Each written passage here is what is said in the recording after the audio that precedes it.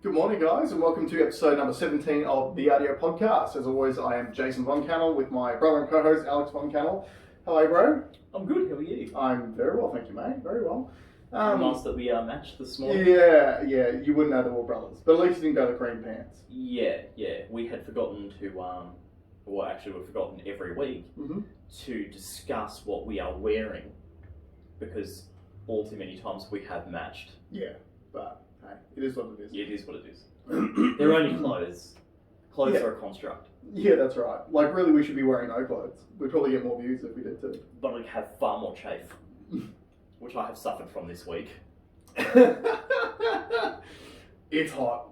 It's hot at the moment. It's ridiculously hot, but I think the mix of wearing inappropriate pants and riding motorbikes in the heat has not helped. Yeah, probably. And that Ducati's got the stupidest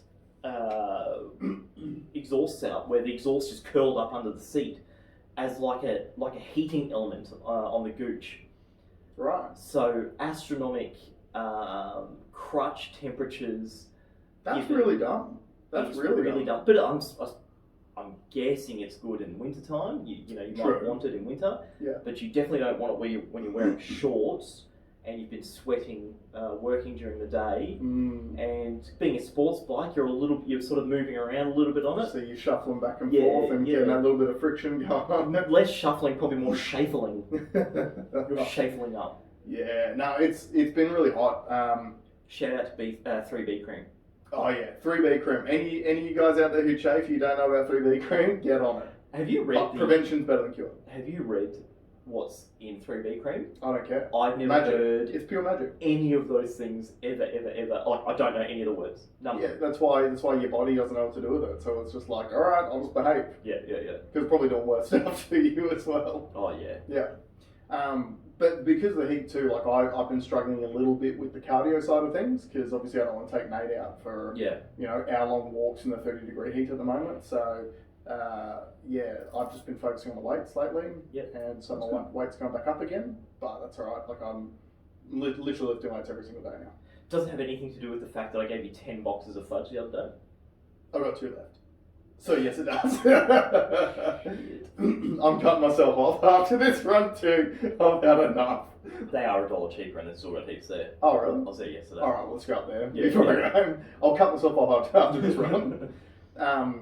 But yeah, so it's been warm. It's been, at least I haven't been suffering from chafe or anything like that. I've been really enjoying I'm literally lifting weights every single day now. So I've been really, really enjoying that. And just doing extremely gradual, progressive overload, but not in a weight perspective, in a rep perspective. Super slow. So hopefully it's going to be sustainable. Yeah, forward to. Yeah, good. So, enjoying it. What have you been up to this week? I've actually been a bit busy. I've been keeping an eye on the crypto markets because they're obviously I hyped it up and said don't buy. Last week everyone did buy, and then in the last couple of days it looks like everyone sold. Right. So there's been a big correction, and people are losing their minds again. And I find it so surprising. Like, I get it. If you're a new player, you're new to this, then these things might seem daunting. That's how markets work. Yeah, it's just what share goes market. up has to come down. Yep. Right. And if you're trying, especially if you're new, and if you're just trying to get in and day trade to become rich, especially if you've done no research, it's not going to work. No, it's not going to work. But I also think that the reason why we've had this massive correction is because the numbers, especially Bitcoin, not so much the altcoins, but Bitcoin basically reached its in Australian dollars what it was in 2017. So if anyone had held on and was so dejected by the results in 17 and 18, they may have cashed out then. And also anyone that had invested after 18 has made a fortune and has probably pulled out because they've seen this high before. So with the volumes going out, do you think that might be some of these large institutions that that bought in big dollar wise recently. Nah. No, you don't think they've cashed out? No, because they know. They know what's going to happen. Mm. Because if you read and it's not... But they can manipulate the market by doing that too. So you could cash all that money out at whatever profit you've made now, knowing the market's going to tank because all the mum and dad investors are going to freak out and go, oh, I need to pull out because it's 2017's happening all over again. And then you just reinvest your money back in at a lower rate, knowing it's going to go. You could pump it down. I just realised my garage door's open. Right. Go and close it. Let's pause this. And we're back. Sorry about that. We keep things professional here at the RDO Podcast. It's busy next door today too. There's a gym next door. A lot of people getting after it this morning. Every Friday morning is... Oh, it's a Friday. Yeah. Friday mornings they have a big crowd there, but they're going really, really well. I was talking to them the other day, and post sort of people working from home. Yep. They're just winning these new customers. They don't even know where they're coming from. So that's Yeah, good. right. Yeah. I do think, as someone who has spent a lot of time at home over the last 3 months since I did the stay-at-home dad thing, I could see, look at me for an example. Like, I'm putting more emphasis into my health than I ever have before, because I think I've realised that when you're not leaving the house all the time, you're not really doing a lot. Like, even at least when I was going to work, I was spending a lot of time at a desk in the car driving to and from work, but I was parking at a car park that was a kilometre away, so at least I was walking 2 k's minimum a day. Yeah. I thought, and this is what I said to the trainer there, I think it's got something to do with the fact that when you're dressing up going to work, most people will go and put a uniform on or some nice clothes or work-specific clothing. A suit, a tie, a dress, heels, whatever. And they probably look at themselves and they probably do themselves up a little bit. But if you're working from home, there's no need to do that. Yeah. So maybe you're looking at yourself in a bit of a negative light. When I say negative, it's real. Yeah. But unless... You're taking the filter off. You're taking the filter off. Yeah.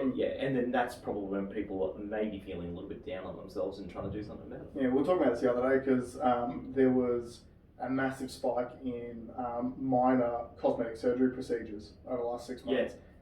Yeah. Botox, lip fillers, all that sort of stuff. And they put that down to everyone doing all these Zoom conferences where it's just your face, and they realise, because you're looking at yourself on these things as well, you realise how imperfect we all are. Yeah, interesting. Sad though, right? It's sad that as a society, things like a friend of mine posted up on Instagram the other day something asking the question about whether or not filters actually affect your mental state. And look, I think for a lot of people it does. You can usually tell by who uses them on every single post, because they've obviously gotten to a point where they're like, oh, I look really good in this. Oh, I can't use that normal photo. I need to put the filter back on it again. And I actually worry a lot about young people with that stuff, because it's not even that you're comparing yourself to the photoshopped girl in a glossy magazine anymore. You're actually comparing yourself against an edited version of yourself. Yeah. I agree with you on that, but I would also say that it is no different to people wearing makeup. What is makeup? If you think about it, makeup is a filter. Yeah, it's true. That's a really good point. It is no different. And to me, I think surely we're going to grow out of that, the need for someone to paint their face. But the thing is, are we growing out of it? Because it feels like we're going harder into it, because now you're adding multiple filters, because you've always had the makeup, but then you're getting the lip fillers, then you're getting the Botox, then you're getting, I feel like people are adding more and more filters these days. Maybe. Like we were saying last week about the Idiocracy episode, how you look is such a commodity these days that people are so invested in trying to look their best. And I mean, the problem is too, we've all seen it too, when we've all had that friend who starts doing these little things, and it's really subtle, but like anything, once you start doing something, you sort of have to push it and push it and push it, because I guess like any drug, you get used to what you look like. Yeah. So you're like, oh, I might make my lips a little bit bigger. Oh, I might make them a little bit bigger this time. And then they get to a point where they start to become a caricature of themselves, because you're like, okay. It must be hard especially with something with that much augmentation, to go back to what you were before. Well, how can you? It puts you back to where you realised the reason why you did it in the first place. Much like, I think, professional athletes probably have a lot harder time because they're in peak physical form, and then if you're not training 5 hours a day anymore because you've stopped training, because in effect you've gone into a real world as opposed to a highly competitive one, to look at yourself and go, like, that's not me. Like, that must be really, really hard. I don't have that problem. I have body morphia, as we've established. I look at myself and I'm just like, killing it again. That's 1,000 days in a row. Crazy. Which has got its own issues, but it must be, to go from having a six-pack to no six-pack. Yeah, I mean, must have an effect. Well, when the real... Because I feel like the gym craze has kind of died off and the health craze has gone up a little bit.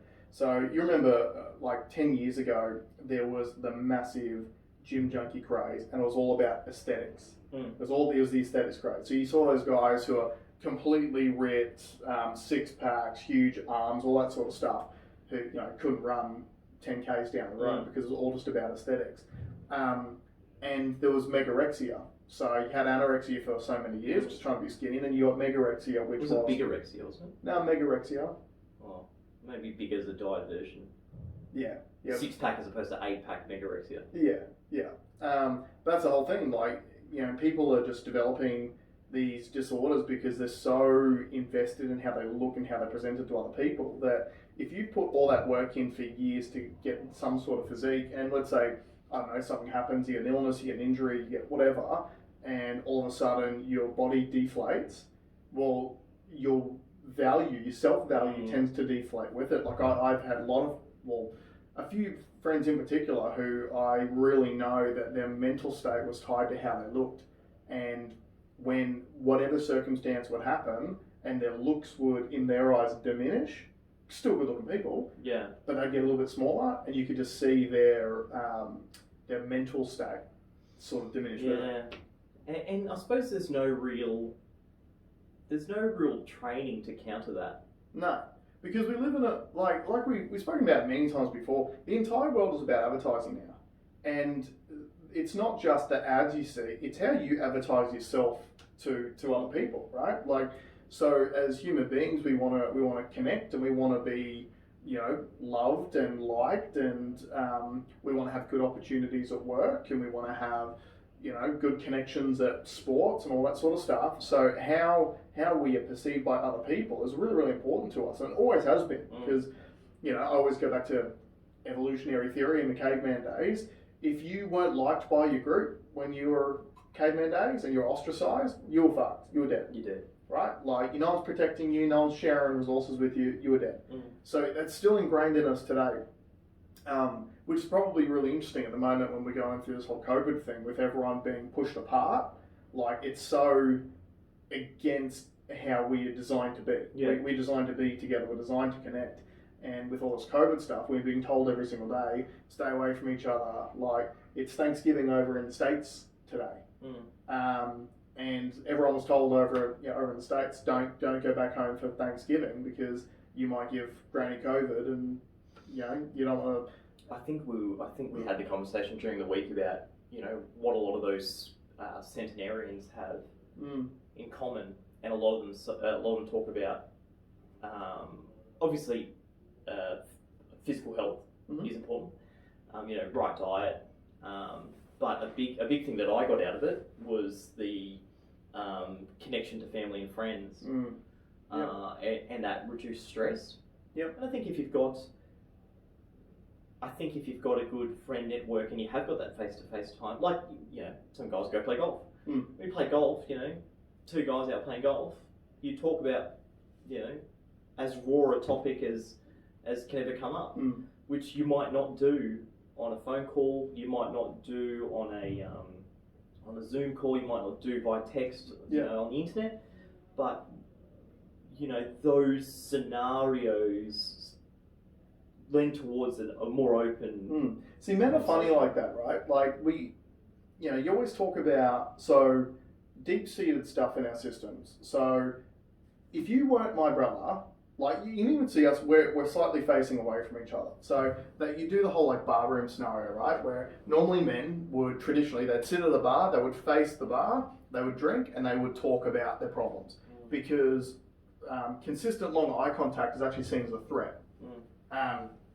And you'll find that you're exactly right. Like if guys play pool, play golf, shoot hoops, whatever it is, you'll actually not talking about more stuff because you're there to do a different activity. Yeah. And it's like the activity breaks it up where you're sort of focusing on the activity. So it's like it's not, I don't know, it like de-escalates what it is that you're actually talking about.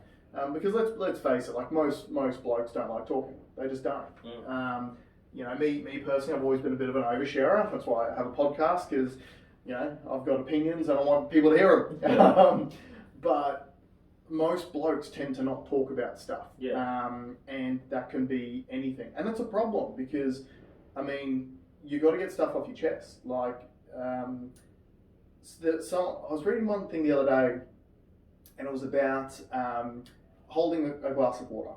And if you fill a glass of water and you hold it out in front of you, like my RDO Podcast cup here, so I can hold this cup out here and it's half full because I'm an optimist. And you can hold that cup out there for as long as you possibly can. Now the problem is, for every second that you hold it, it gets harder and harder to hold it. It gets harder and harder to hold it, and eventually you'll end up, your arm will drop and you'll end up dropping the cup. And the whole point of it was, like, that's a physical thing, but that happens with emotional baggage too. So you've eventually got to put your emotional baggage down, whatever it is, and you've got to find a way to get it off your chest and have an outlet. I think it's even, from my own personal experience, I know there's been seeds of something bad that I think about that my own brain makes worse and worse and worse and worse and worse. And because you don't get perspective from someone else, because you don't get the chance to, like a great piece of advice I had from a friend was write it down. And you write it down, and then sometimes you look at it and go, that's pretty petty. But when you're only internalizing it, and you're just there going, this sucks, and because of this happened, and this, and this, and this, and you just go down and down and down in this deep hole, and it's not healthy. And I think I've spoken about it on the podcast before when I heard that guy saying, you know, not depression, but you know, feeling bad is when your intelligence is working against you. Yeah, that's a big eye-opener for me. Yeah, because it's true. Yeah, I'm doing that to me. My perception of my world is putting me in that pit. And a great way to do it is to share it. And you know, we've had 1,000 conversations where, you know, we'll bring each other into check or just give you a different perspective on things, and oftentimes we're just making the problem bigger than what it really is. 100%. And look, so guys, we did actually speak about this, but this has been pretty organic, but we did want to talk about mental health. Obviously it's Movember at the moment, so, you know, Movember is a big thing about, you know, men's health, and mental health is a big part of that. There's obviously a lot of stuff going on at the moment. You've got COVID, you've got, you know, people's lives are forever changed. Economic ramifications. Job losses, or you might have, or having to pivot your business into. Yeah, that's right. And like human beings, we don't like change. We typically don't like change, and there's a lot of people out there that change gives you anxiety and all that sort of stuff. And look, we just wanted to, I guess, have a bit of a conversation around things like mental health. Obviously, if any of you out there are feeling depressed, if you're feeling sad, if you've, yeah, it's okay to be sad. Like we're all human beings. You go your ups and downs. You can't be up all the time. No one is up all the time. And if you've got a friend who's up all the time to you, check in on. Really check in on it, because it's just impossible to be up all the time. And you know, you don't want to get morbid, but you look at the guys like, you know, Robin Williams, funniest dude on the planet. Everyone loved him who met him, and he killed himself. Like, you don't want to think that, you know, you could have done something more. So definitely check in on your friends. From like a fatherhood perspective, right? So obviously I've spent the last almost 4 months at home now with Nate, and like I love it.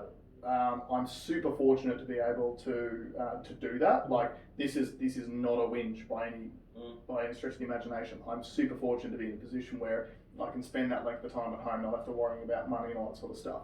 And obviously having a super supportive wife helps, and the fact that she wants to go back to work helps too.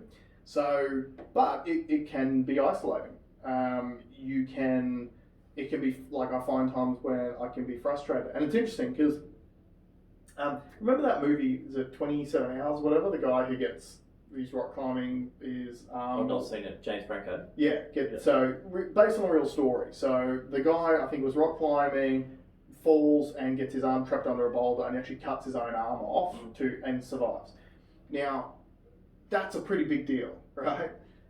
Now, it's interesting. When you go through major trauma, your body has survival mechanisms in place that it goes to basically so you can survive. So typically what happens is you get things like adrenaline spikes, you get serotonin spikes, endorphin spikes. So your body will use natural pain killing and then adrenaline to get you moving. Like, okay, we need to survive now, it's a serious thing.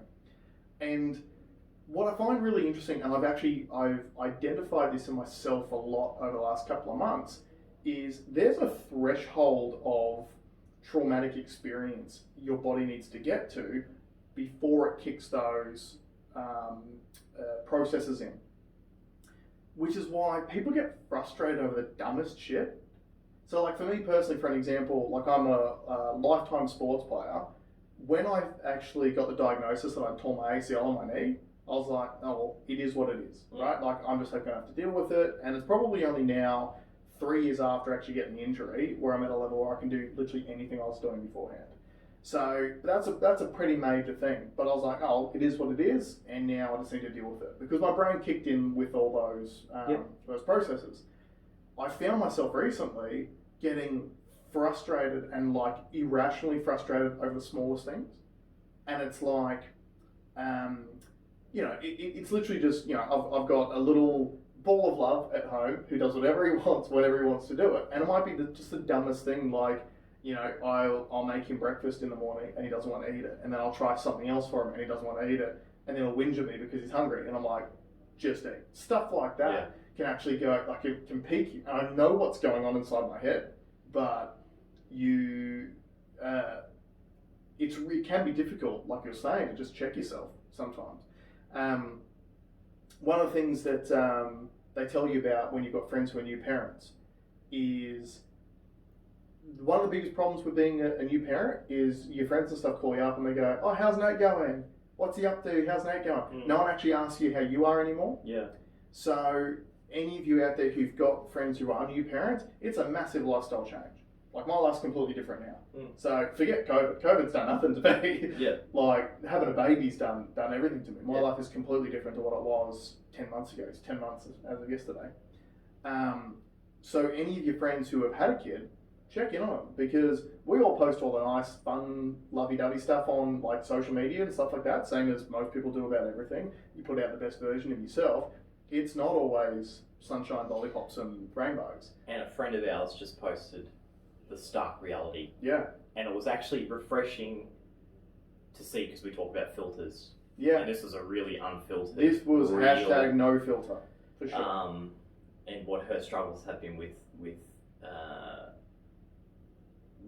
a baby, which is what I'm assuming everyone struggles with. Hell yeah. Every parent struggles with that. It is not easy. And like, because you're dealing with a lot of things that you would never normally deal with, and then you lump on things like sleep deprivation. It's massive. We always talk about the importance of sleep. Yep. It actually was pissing me off during State of Origin coverage, because it's the first time I've watched free-to-air TV in a long time, so I always just watch Fox or Netflix and stuff. And Brad Fittler had an ad up. And it's really great message. Brad Fittler was talking about the importance of sleep and telling people to get more sleep. It's like, shut up, Brad. I can't get more sleep at the moment. But that's the thing. So you're dealing with massive lifestyle change, sleep deprivation, your movements are restricted. What you can do is restricted. The things that you used to just be able to go out to do to de-stress, you can't do anymore. Stuff like that. So definitely, if you've got friends who've got kids who've just recently had them, check in on them because it's not always that's easy. good. And look, like I said, this isn't a whinge session.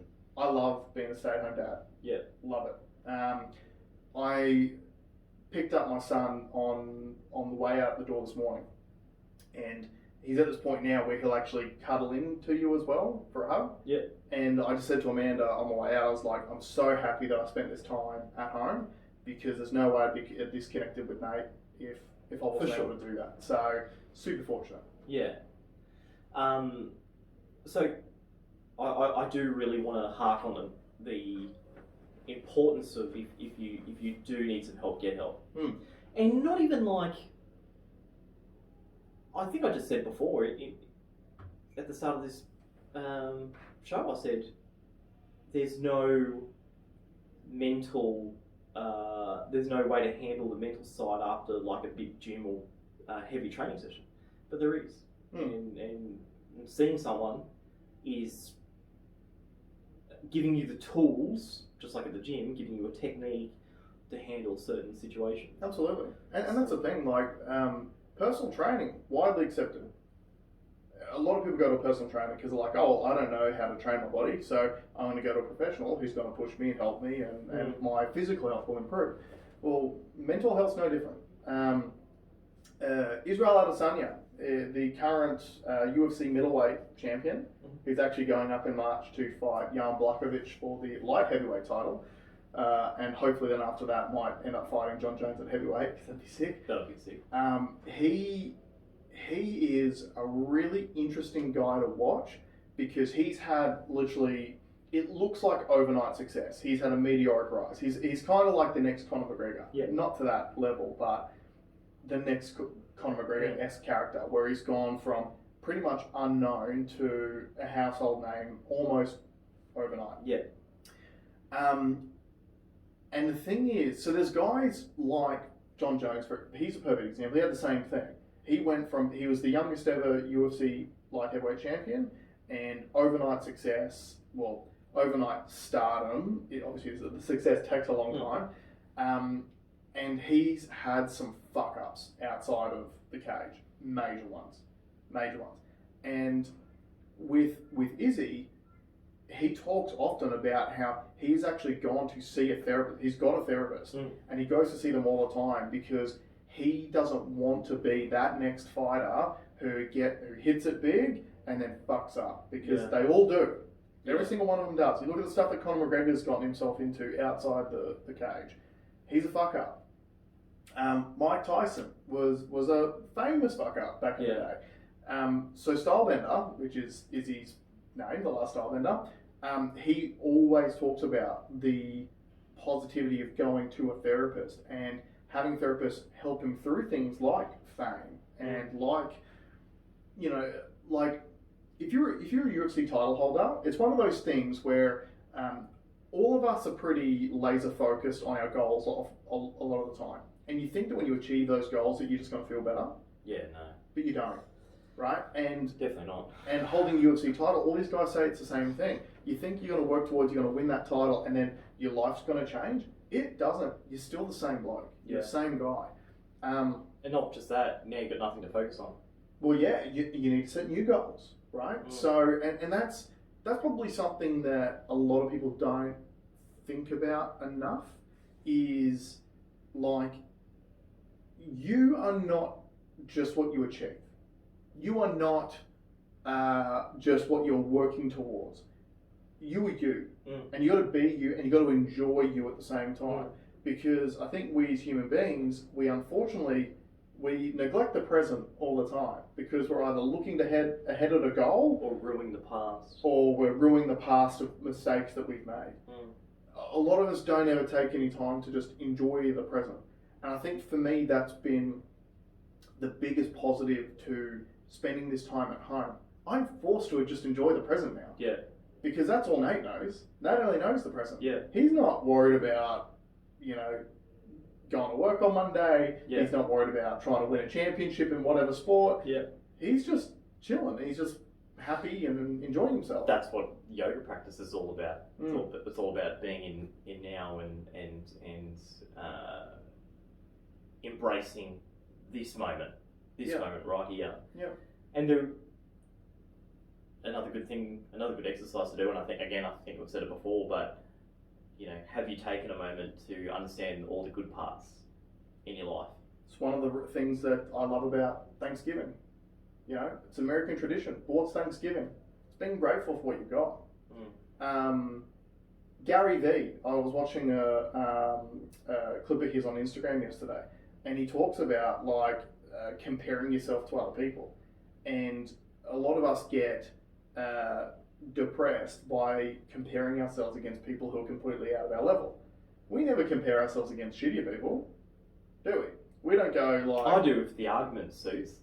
Like what? Give me an example. Like Tasha and I can be on the couch watching a murder documentary, and I can look over and go, at least I didn't kill all those people. Actually, I do that all the time. But that thing, when we're comparing ourselves and where we're at in life to other people, we always, we compare them to the Beyoncés and Jay-Z's of the world. We don't compare them to, the hobo who lives on the street. And I think that's a really surefire way to upset yourself. I can give you a real practical example of that where I felt it myself. Mm-hmm. So when I was working in dealerships, working big hours, and I hadn't had a holiday for a while, and every time I looked at social media, someone was on holidays. Yeah. And in my mind, I genuinely thought that every day the same people were on holidays living this amazing life, and I was stuck at work.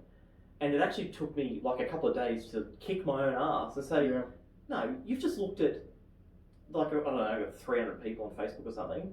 You looked at 300 different people on holidays. Yeah. Not one, not two, not five. Mm-hmm. They're entitled to have their holidays, right? But you need to snap out of it. It's not one person living this amazing life that I'm comparing myself up against. Right. Yeah. I was trying to compare myself up against, I wanted to have the best version of 300 people. Yeah. That's unrealistic. And you can't do everything. And that's the thing, when you follow people on social media, I follow people from all walks of life and all different fields, and a lot of them are masters in their field, and you're like, oh, I wanna play guitar like John Five, or I wanna be able to run ultra marathons like Cameron Haynes, or I wanna be the best UFC fighter in history like John Jones. You follow all these people, and you're like, all these people only do one thing. They only focus on that. So you know what's funny though, because I think that's where you and I are wired a little bit different. I don't see it like that. I don't see the people that I follow. I'm very aware now. Maybe I've grown into this. I'm very aware of the things that they are really good at, and then I know that there's a little part of that mentality that I can have for myself that will help me. But I don't think I can be. Well, I know I'm not Lewis Hamilton. Yeah. I know that I'm not Warren Buffett. Okay. But I know that there's certain character traits that they talk about where I'm like, do you know what, that I can apply in my life. That little part there. And then I like to think that I can gather some of those things and build, like you said, me. Because I don't want to be someone else. I want to be me. Yep. But I want all the best advice from all the best people to build small little puzzle pieces to build the end product of me. And I'm still working on it. Yep. Still got lots to work on. But I never feel like... no, that's not true. I do feel it sometimes. How old's Emmanuel Macron, the president of France? Don't. I think he's my age. And I'm like... Really? Yeah. Shows how much I pay attention to France. Yeah. And you go, well, he's running... He's making moves, son. he's running a country, And... so some of those In fairness, though, at the moment, would you really want that job? No, I would love to be a fair weather politician where everyone just likes you, the going's good, and it's just sweet. Like a gold rush you can actually enjoy your holiday in Hawaii without getting shit because the whole country's on fire. Yeah. So I do feel it in a way, but I have no aspirations to be the president of France. Yeah. But you go, wow, like that's impressive. That is impressive. Where someone's obviously applied themselves in such a way. Now, are the little things that he does that I pick up to add to my repertoire. Mm-hmm. Yeah, there probably is something there, you know. Yeah. One of the big things I think that most of these people have instilled in me, the big common thread is that belief that you can do it, and and you're not going to do it unless you try. That's right. That's a common thread across every successful person. No one's gone, do you know what? I literally woke up, rolled out, thought I might give this a crack, and absolutely dominated that field. Yeah. That's never. I don't think it's ever happened. No. Everything takes work. Takes work. Mm-hmm. And things that you think don't take work take work. Mm. Relationships take work. Yeah, 100%. And if you are taking a back seat in your relationship, I think you're probably going to come into some troubles. Mm. Work takes work. If you're at work and if you want to apply yourself or you want to build for a better future, you need to work at that. And that's a message that I think, like, younger people really need to hear that stuff more often. Is work, and the journey is long. It's a marathon, not a sprint. Because one of the things that you do see a lot on like social media and stuff like that is these overnight sensations, and like the amount of people who hit it big overnight are very, very minute, and a lot of people want to hit it big overnight. But the access to them is very easy. The access to see them is very easy. Yeah, because they filter to you. Yeah, exactly right. But the thing is, a lot of the people who hit it big overnight, they do have a skill set as well, which they've actually honed for a long time. Yeah. Does your Instagram search feed is it just full of fucking TikTok stuff now? No. Mine is. And I don't know why. But it's like, I'll just be scrolling through and it's like, this is my search feed now.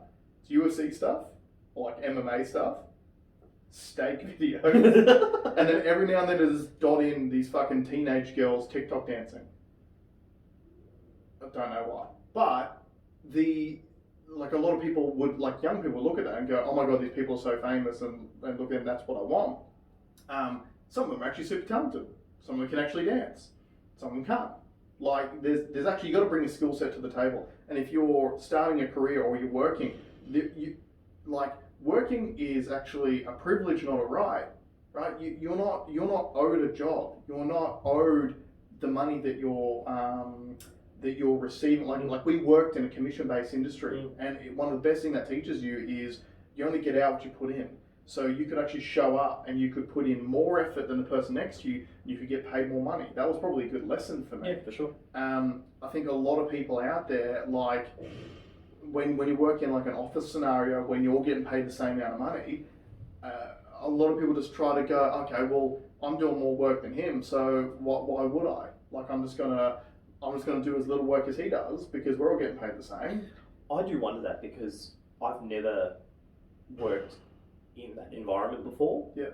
And I wonder what effect that would have on me because I've had to be competitive. Yep. On sales floors. You just get eaten alive and it'll literally cost you money. And I wonder if my motivation would have been different. Would I have, like, if I had to guess, I would say that I would probably try and find that motivation somewhere else, and not mean leave, although you may. I may have had something else on the side that I put my put your extra effort into. Yeah. So that there are, it is a bit of a there's a lot of balance need to be found. But like one of the things that Gary Vee talks about a lot, which I really, really like, is he always talks about how long life actually is and how much time it takes to have real success if you apply yourself at something for a long period of time. Because we're the instant gratification generation. Like, we literally will pick up our phone because it like pains us to not be stimulated constantly. So we are wired to just think that, okay, I've been like, I'm a salesperson, right? I was the same, right? So when I started my sales career, I had left a business I was at for just about 5 years, which I'd been managing for 2 years. So I just thought I was going to roll in the door, I was going to sell cars for 6 months, and I was going to be a sales manager. That was my honest thought.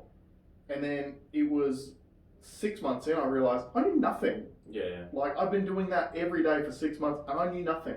Yeah. So I had finally, in 6 months' time, I thought I was going to be a manager. I'd actually just gone from unconscious incompetence to conscious incompetence. And then I didn't get a management gig for 3.5 years. So, but when I got it and I worked towards it, it was a really, really good thing for me. And I think the key is, and what you haven't said that I will say, is that you worked towards that every day. Yeah. Gathering knowledge, building having a plan of how to do it. Not just expecting it. A lot of people just expect it, especially in corporate environments. Time served doesn't necessarily mean. That's the difference between public and private stuff. Well, it's not really. It happens on both sides. Just because you're there, it does give you a chance. Doesn't mean it's inevitable that you're going to get that promotion. What have you done? What have you planned? What have you built? Who have you brought with you? Who have you trained? Who have you? There's a lot of things that I think you need to do as opposed to just sitting there and expecting that to come to you. Yeah. And the ones that do expect it to come to you, when you don't get it, it hits hard. Yeah. It's really hard. Yeah, absolutely. And it takes a very big person to take that as a lesson and go, okay, next time I'm going to apply myself. More often than not, your ego gets so hurt that you jump out. And you cut off your nose to spite your face. Yeah. Whereas it should have been a lesson. Yeah. There's a video, and I'll post a link for it. It's by Jocko Willink, and it's the good video. And if you ever want either A, to get pumped up about whatever it is you're doing, or B, something to watch to help you get over a minor setback, because let's face it, if you didn't get that promotion, that's a minor setback. It is a minor setback. That ain't world ending, right? It's a minor setback. It's an amazing video, and it talks about he would, anytime something negative would come up, he would just say, good, because whatever it is, it's an opportunity for him to either learn, to grow, to do something else. So one of the things in the video he says, you didn't get that promotion, good, gives you more time to work on your skills and get better. And it's all about mindset, it's all about the way that you look at things. And it's what I brought up a few times, but Thanksgiving, I really like it, because the whole point of Thanksgiving is to give thanks for the things that you have.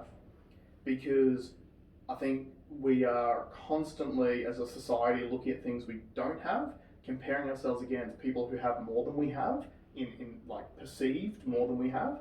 There's all those people who are hiring out the social media sets, like the airplane set, to take their photos, it's like they're on a private jet when they're not. You got to take stock every day and be thankful for things you do have and things that are going for you. Me today, as I sit here today, I've got no job. I've got no career prospects. I've got nothing I'm working towards. But what am I thankful for? I've got an amazing wife who gives me the opportunity to stay home with my son. I love my son. He's this happy little ball of joy for the most part. He's learning how to throw a ball. That's awesome. Now we just sit there on the floor and we just throw a ball back to shot, and he loves it. Super thankful for that. I've got a roof over my head. I don't have to worry about where my next meal is coming from. There's so much stuff that, I'm probably in front of 90% of the planet with what I have at the moment. Yeah. I'm super thankful for that sort of stuff. Yeah. So Thanksgiving, I think, has a really, really good message, and I encourage all of you to do this exercise. Sit down now, grab a notepad, and write all the good things that you've got going for you in your life right now. Yeah. Because I can tell you right now, I've got and push a like in the comments when you've done it. Yeah, absolutely. Do it and tell us what you're thankful for. Tell us it can be the smallest things. I've got a car that starts every time. Yeah, it's the good running to work.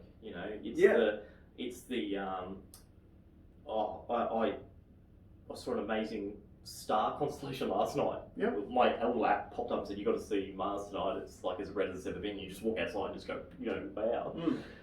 There's so many so many little things Yeah. that we take, not even take for granted, but we ignore. You ignore them. Yeah. Because again, like we've spoken about it before, we've got that negativity bias, right? So we only look for things that we perceive are a threat, are dangerous, are going to hurt us. We ignore the positive stuff because there's no threat in the positive stuff, right? And it's why, like, you know, if you turn on the news, it's all bad news because that's what sells, because people pay attention to it. Yeah. Like, turn that shit off for a start. Like, that's a pretty good thing for your mental health. Yeah. Turn it off. Turn it off news and watch every day. RDO Podcast on YouTube. Absolutely. But yeah, do that. Write yourself a list of the things that you are grateful for. You know, there's a lot of research out there with things like gratitude practice now, of people who literally just get up, they keep a journal next to their bed every morning. I don't do this, I probably should start, but you just wake up, you open up your journal, and you write down 3 things that you're grateful for today. And they can be whatever, as big or as little as you want. But you'll find it's like, as human beings, our minds are so powerful.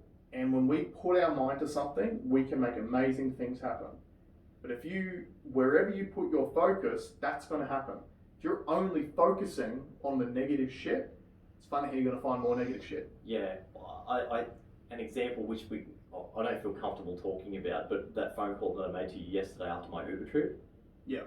Where it was just a funny thing. Mm-hmm. Like I basically rang Jason to tell him about, I ordered an Uber and there's what I thought was going to arrive could not have been more opposite to what had arrived. Yeah.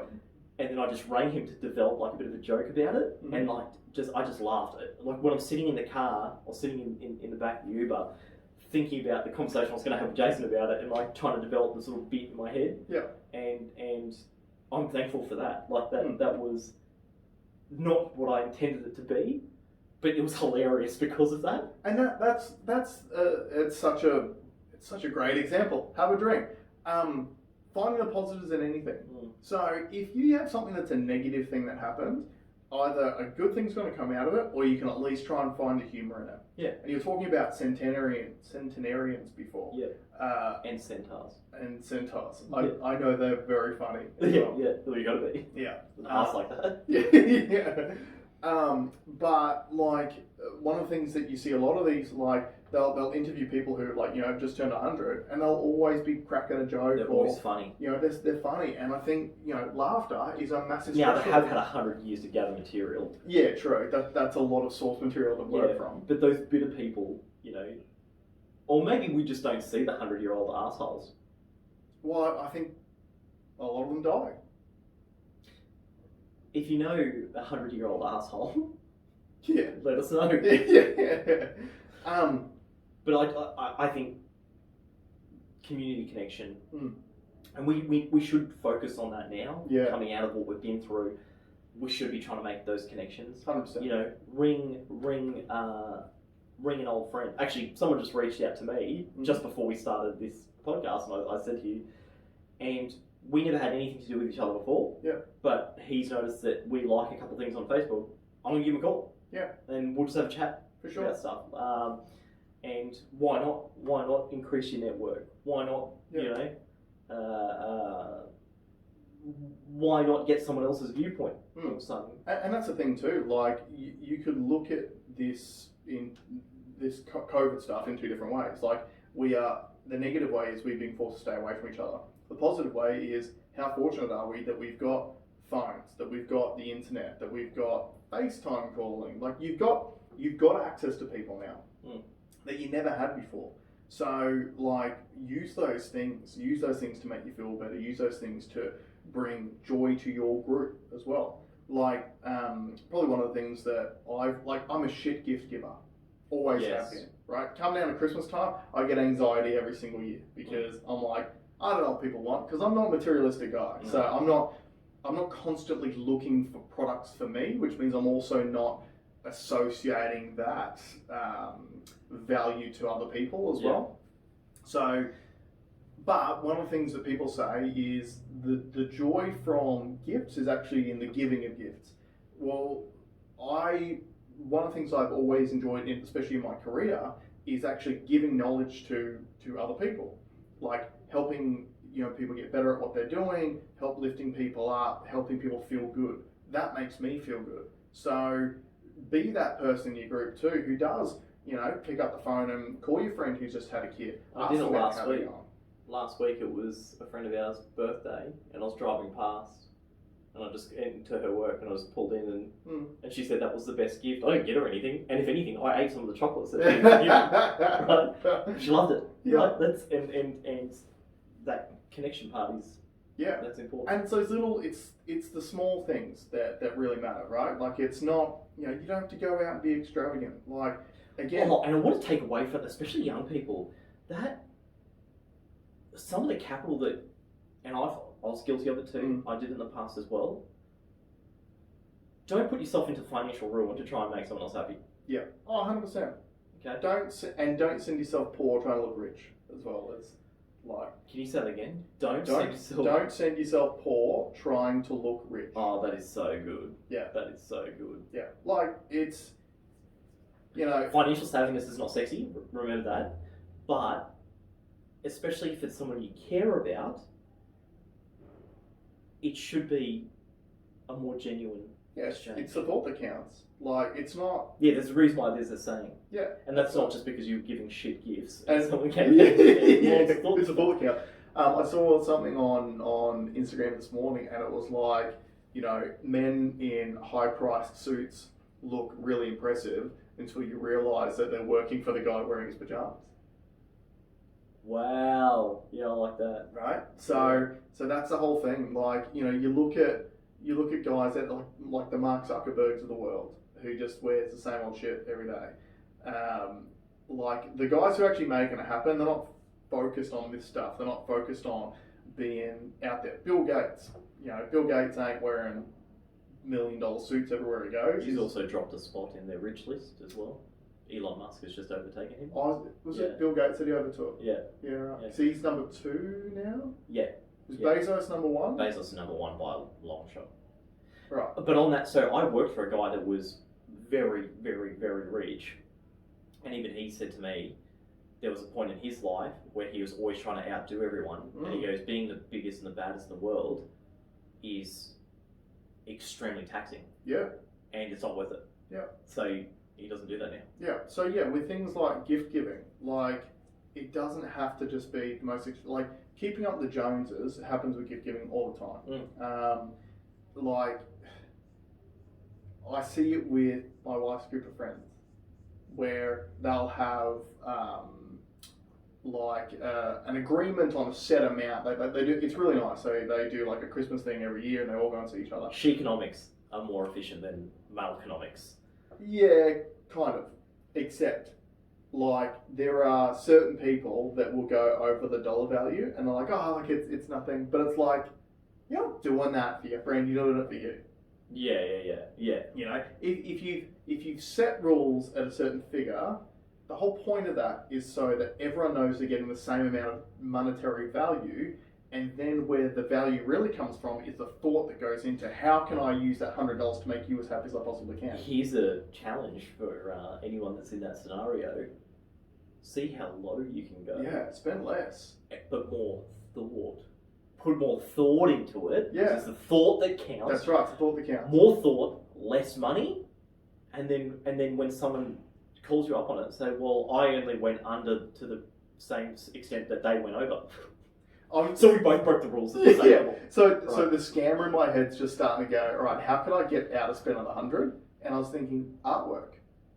Paint your own picture and just tell me you bought it for $100. Value it at $100. I know you like trees. I bought you a picture of a tree. There you go. Boom. But yeah, it's the thought that counts. So look, getting really down to mental health stuff. Like obviously, mental health is your mental wealth. Obviously, we talk about money on this pod a lot. We talk about physical health a lot on the pod. We do talk about mental health. They are all important. Yep. But I reckon your mental health's the most important pillar, because without having your mind right, you're not going to put the effort into getting your body right. You're not going to put the effort into getting your finances right. You're not going to put the effort into getting your relationships right. And if you want to start anywhere, is getting your head right. Absolutely. You know, like we talk about COVID. I was looking up stats this morning. So on the Black Dog Institute. So obviously, if anyone out there is struggling with depression and stuff like that, jump on Black Dog Institute. So this I thought was interesting. So suicide in Australia. So every day, at least 6 Australians die from suicide, and a further 30 people will attempt to take their own life. Yeah. It's every day. Yeah. So those stats from back in 2014. Now, that's every single day in this country, and we don't talk about it. Yeah. We should talk about it. We absolutely should talk about it. Because that's a lot of people. In a country with a population of only 25 million people, 6 people a day is way too many. Yeah. And it's a much higher number than people probably give it credit for. And all these people matter. Yeah. They all matter. They all added value Yep. in life, whether they saw it or not. Yeah.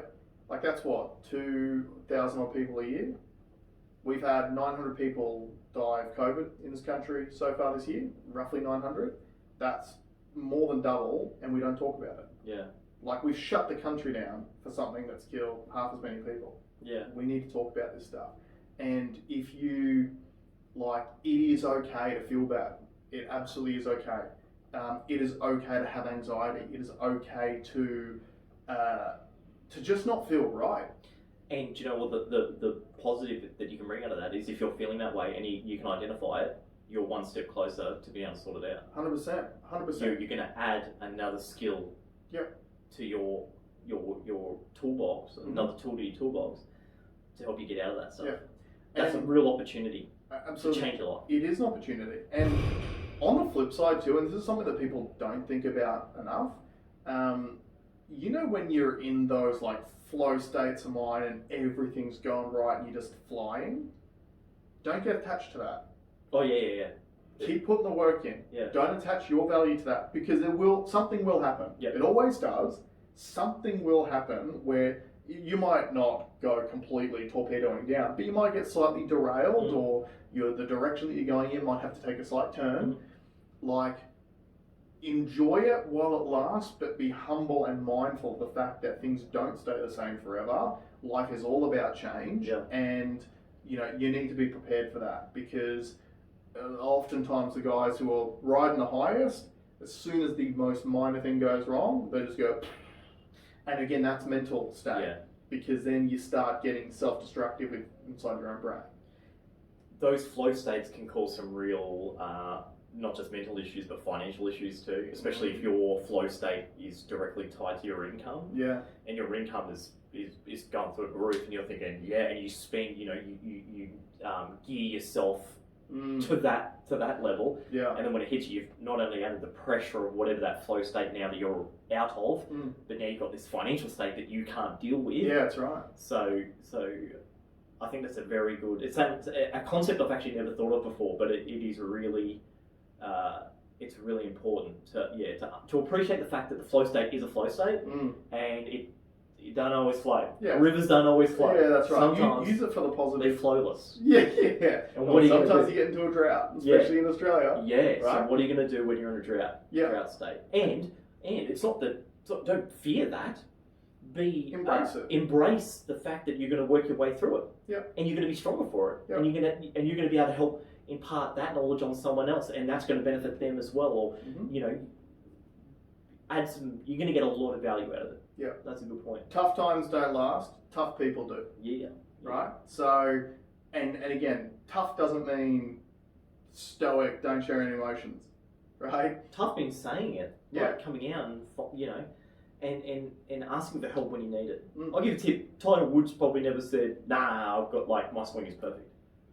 No, he probably didn't.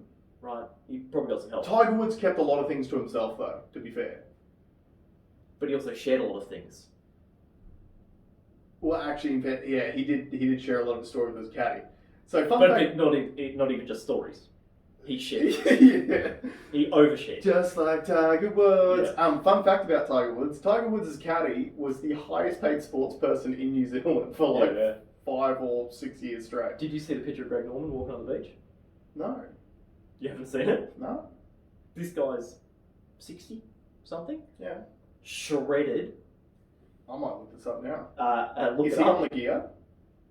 I don't think so. Oh, he's probably on something. Probably on like What's testosterone he worth? replacement He's probably therapy or worth something. $50 million. He's on something. Maybe. I don't know. Greg Norman. But there's a. On And tell me if you see what Am I going to see a a lot great of white the shark? female and gay communities noticed. And everyone noticed. Jesus. Have you, is it the one with the show me? The one with the dog? I've just brought Yeah.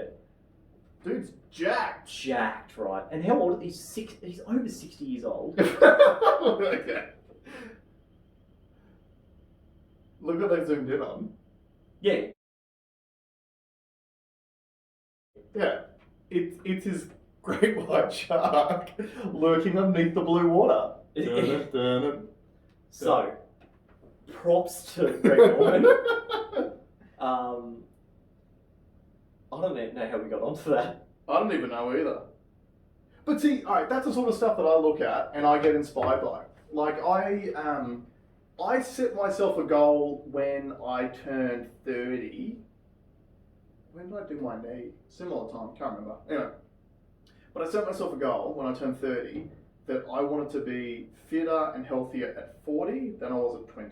Yeah, okay. So I set myself a goal, and that's obviously a long-term goal. Yep. And the only way to be able to get to that is to do consistent behaviours every single day.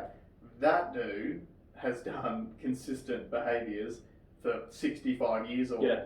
like, you know, he could easily look like John Daly.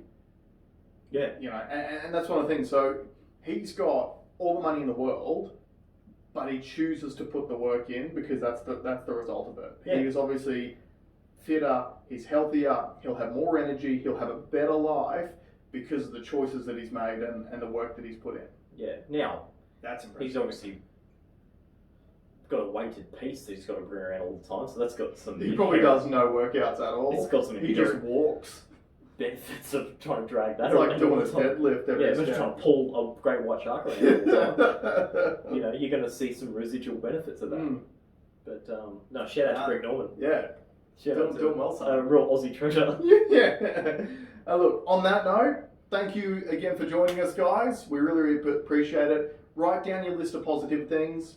Share them with us. Share us the good things. Share us the bad things. Look, reach out if you're not feeling good. If you just want to chat, like, hey, I'm available. I'm available. Like, reach out. Let us know.